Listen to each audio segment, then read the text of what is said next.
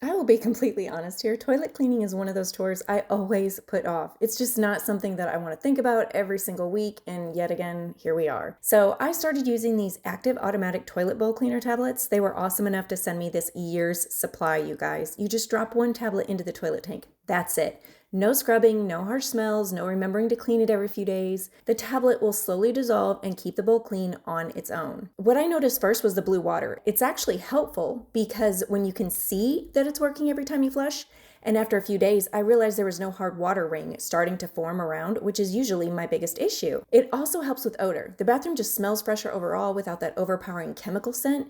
And I like that it's septic approved because that's something I'm always careful about. This isn't one of those products that feels gimmicky. It just quietly does its job in the background. My toilet stays cleaner. I don't have to scrub it as often. And honestly, it makes one less thing to think about during the week. So if you want an easy, low effort way to keep your toilet cleaner between deep cleans, this is one of those simple swaps that's actually going to make your life a whole lot easier.